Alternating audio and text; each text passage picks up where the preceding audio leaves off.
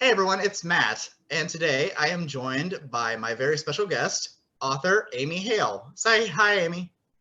Hi, everybody. I almost did hi, Amy. I about said, hey, Amy. Yeah. It's okay, it's fine. All right, so author Amy Hale. So, why don't you start off by telling everyone a little bit about yourself and what it's like to be you and what a day in your life is like? Oh my. Okay, so uh, I am an author, a broadcaster, although not as much lately.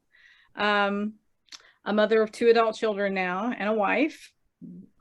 I am also a cat parent, a dog parent, and a chicken wrangler. So we have a very full life here at the Hale farm, as we call it. Um, my kids are now moved out, so we're empty nesters, but we stay very busy with jobs and the household and whatnot. Writing is my first love, so that's what I call my first job, and then I also have a day job right now. I do plan on getting back to writing full time very soon, but we just had some medical bills and things that needed covered first, so I picked up another job to keep that going for a bit. Uh, let's see. What's it like being me? That's a loaded question, let me tell you.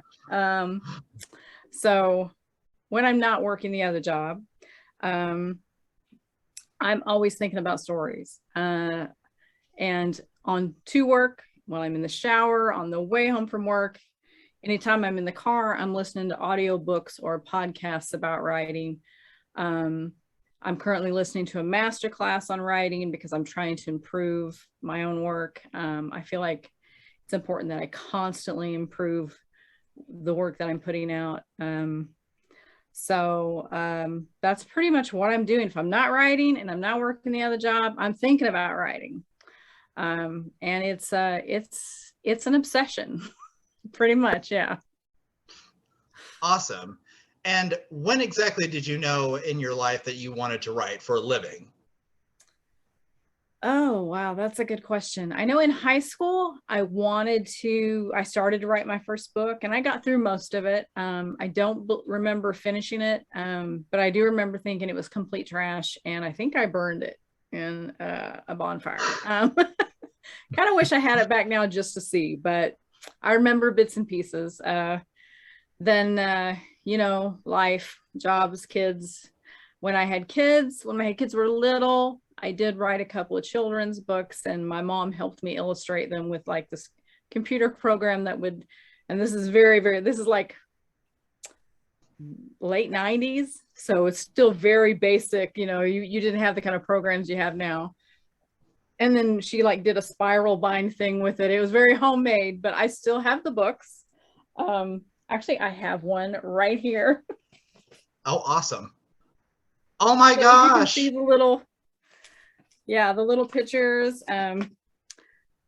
My mom added all that in with my story. And so this is technically my first book. Um, That's so so, awesome. That's so awesome. I love that. so yeah, I still have that. And then I had a couple other stories that I told the kids on a regular basis, but I don't think we ever wrote them down.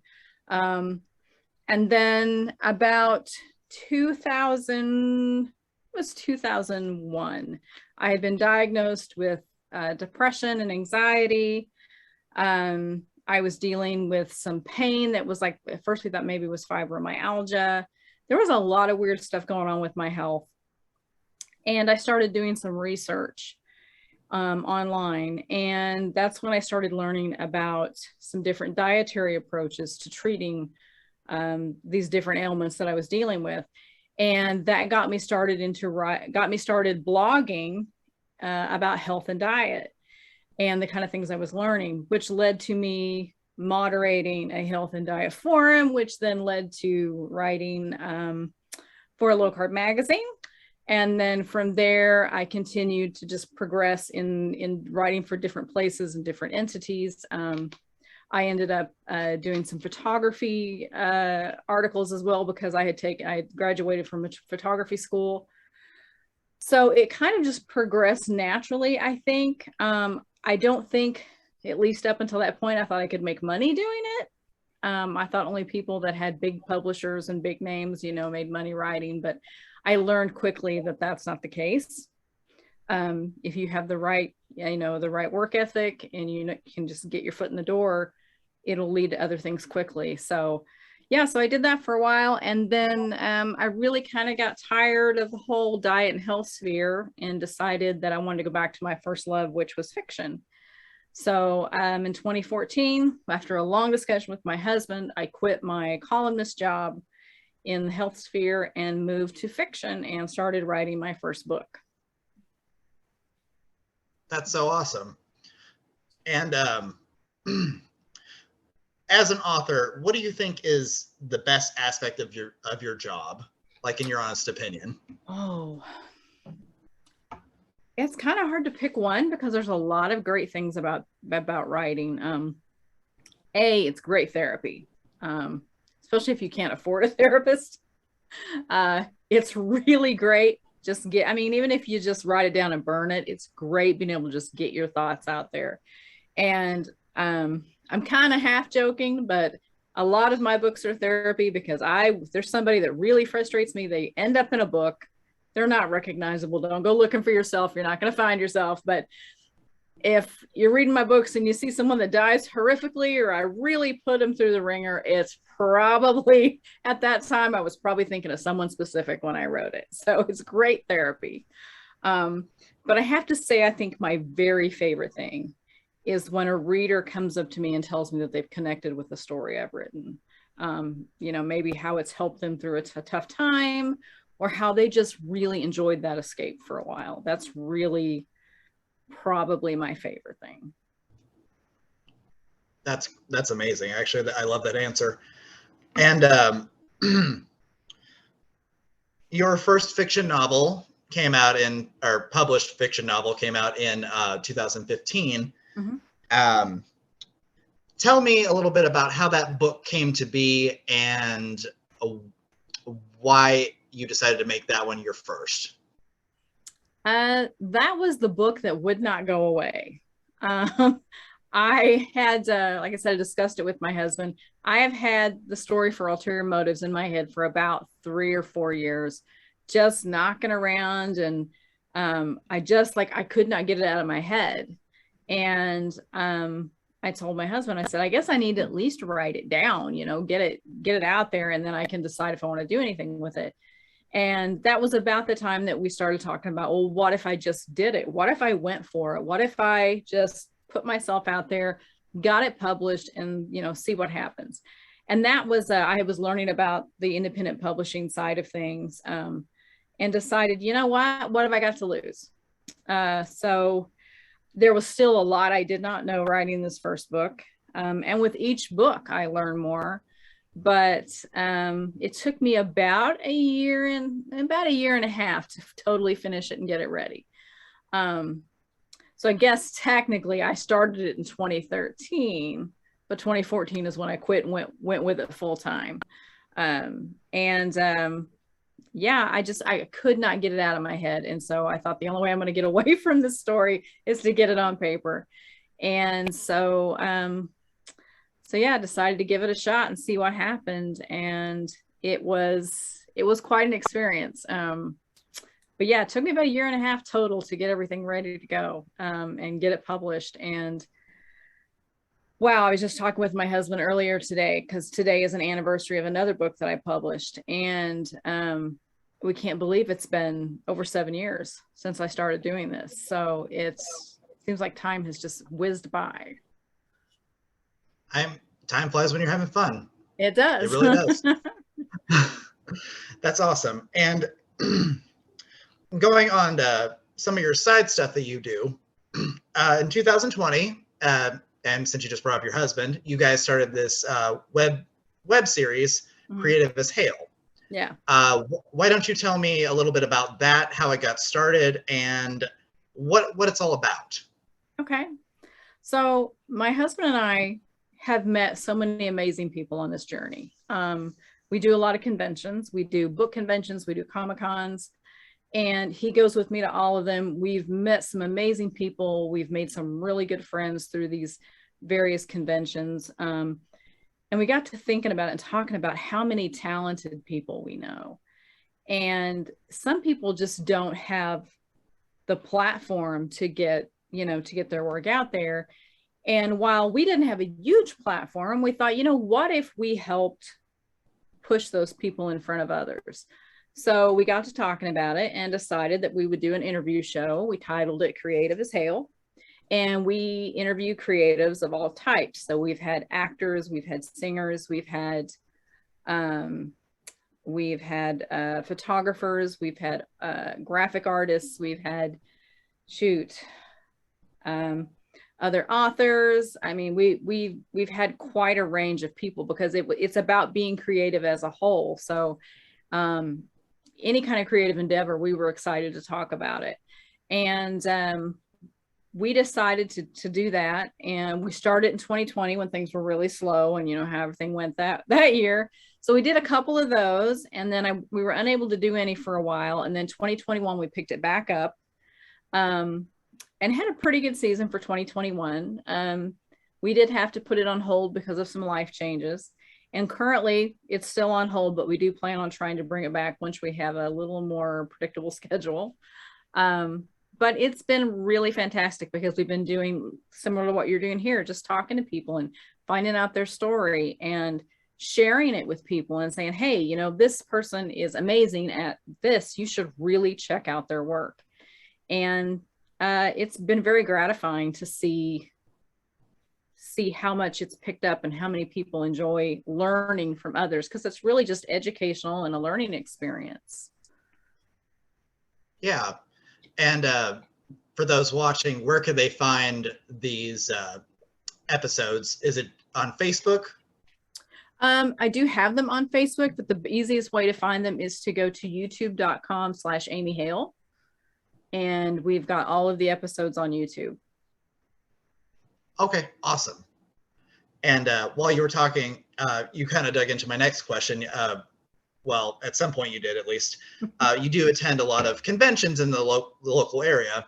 Yeah. You're very active with the local community and local fan base. Yes. So let me just ask, why do you enjoy them so much? And what would be, in your opinion, the best memory of a convention that you have? I think I enjoy them so much because it allows me to, writing is a very solitary career. So it allows me to get out and be with my people. It allows me to have face-to-face with readers. And I've learned, especially at conventions, you kind of have to sell yourself before you sell your work. So I've learned to do that. I've learned to make that interaction, make that first contact, and talk to people about what they like. And sometimes they'll never buy a thing, but we'll find out we both love Doctor Who or whatever, and we'll get into this conversation and make a new friend. And it really, that face-to-face is invaluable. And again, that's usually where I hear, hey, I read this book and I loved it. It helped me get through whatever. Or so that's usually where I get that kind of interaction as well. I think my most memorable was probably actually 2 weeks ago.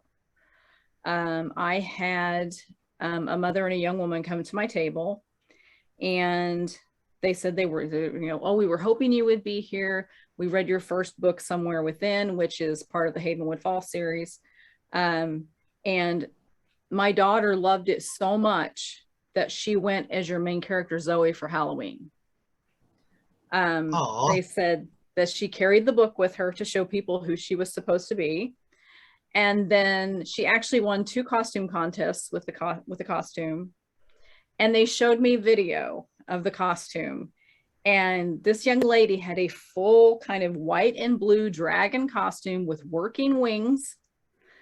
She even had the crown on her head that of horns that I had described in the book. I mean, they went all out on this costume. And it blew me away. I've had people tell me, you know, that they loved a character or they identified with the character, but I've never had someone cosplay as one of my characters. So that was probably like I mean, I was like speechless. I just couldn't. And I so badly wanted to be like, can I get like a picture of this? But then I was also like, I don't want to be creepy and be like, I want pictures of your kids. So, you know, she was like, you know, 10 years old. I wasn't going to ask that, but I so badly just want to be like, I need this memory. But yeah, that was probably one of my all-time highs as far as memories from events. That's amazing. That's adorable, actually. It was great. And going back to your books, your most recent release, Neurosis, actually today is its 1-year birthday. It is, like yes. You brought that up earlier in the conversation. Hard to believe it's already been a year. Wow. I know. It's received a lot of good reviews on Amazon and Goodreads and all that, and it is a psychological thriller. It digs deep into mental health, but for those who have not bought a copy yet, why don't you give them a taste of the story and what it's about? Okay. So Neurosis is about a young woman who is dealing with PTSD since she was a preteen. She is in her mid-20s. She's trying to live a normal life. She's starting to get on that track. She's got medications and a boyfriend and a doctor, and things are starting to go well for her finally. When her life is disrupted, she starts seeing someone who looks exactly like her. And it kind of sends her mental health into a tailspin. But you got to read the book to find out what's actually going on. Fair point. Always read the book. A link will be in the under the description of this video, by the way, for all watching. Speaking of mental health itself, you are a big advocate for mental health awareness. You are very open about that, and why don't you tell us a little bit why this cause is so important to you specifically? Okay. Well, as I mentioned earlier, I was diagnosed with depression and anxiety in around 2000, 2001. So it's something I've battled most of my adult life, probably even before, and I just didn't realize what it was. Especially like in the 90s, it wasn't something that was talked about a lot. So it's very personal to me. I did struggle for years with suicidal ideations. It's honestly nothing short of a miracle that I'm still here. And I look back and I think of all the things I would have missed out if I would have been successful in taking my own life. So I'm very thankful that I wasn't, and that I'm still here, and not only here to experience all these amazing things that life has, but to help others see that they still have value, they still have worth. I'm a big fan of the Semicolon Project. And for those who don't know what that is, the Semicolon Project is that a semicolon means that you're just taking a pause. It's not a period, it's not the end. So your story is not over. And so to commemorate, I got a semicolon. I don't know how well I can show that, but I have a semicolon tattoo on my wrist that reminds me that my story is not over. And if you want to look that up, there's a lot of great resources, and that's one of them.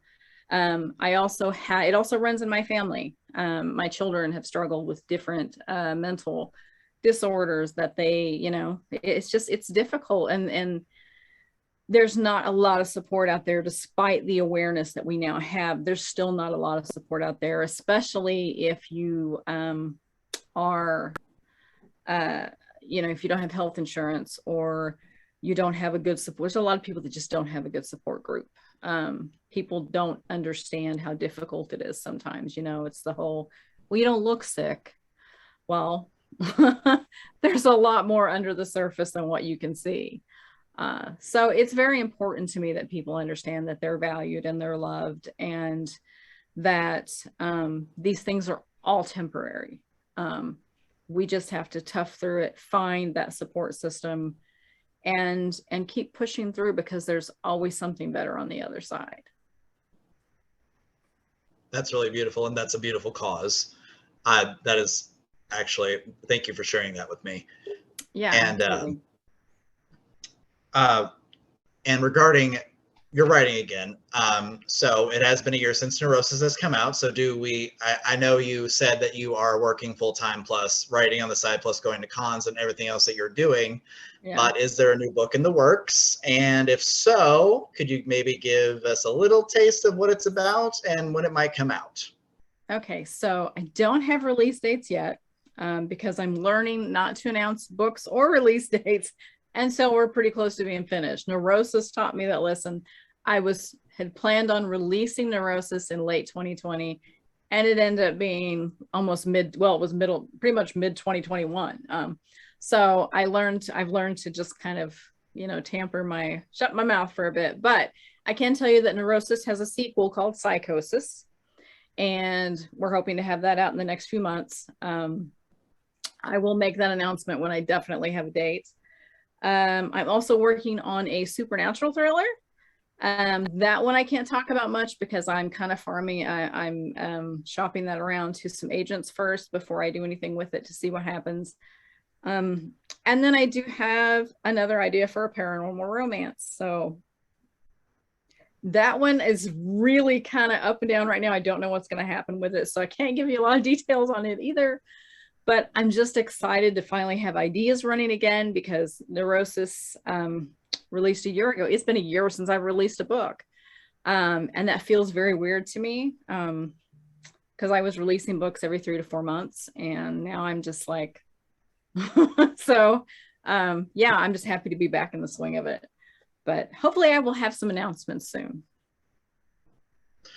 Fingers crossed. Fingers crossed. And lastly, there are a lot of people in the world who want to write professionally. There are a lot of people out there who just want to write in general. Mm-hmm. Now, as someone who has come as far as you have in your writing career, if you could give all the writers out there who have no idea where to start one piece of advice, what would it be? Okay, this is going to sound really simplistic. Just write. And the reason I say that is because people get bogged down with and overwhelmed with everything that they think they need to do. And none of those other things matter until the story is down on paper. So just write. Don't worry about if it's perfect. Don't even worry about if it's good, because most people's first drafts stink. You write it down. You can't fix what you haven't written down. So get it down on paper.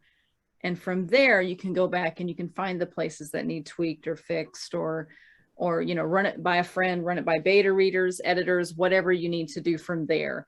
But until you have a finished first draft, none of the rest of that matters. So don't let yourself get overwhelmed or bogged down with all those little details about how do I publish, how do I market. None of that matters until you have your first draft. All right, good advice, good solid advice. All right, well, that's all the questions I have for you today, but I want to thank you so much again for being here today. And for all those watching out there, links to all Amy's social media accounts will be posted below in the description, as well as her website address and a link to Neurosis itself. Yeah, thanks, Amy. It was good talking with you. Thank you for having me. I appreciate it.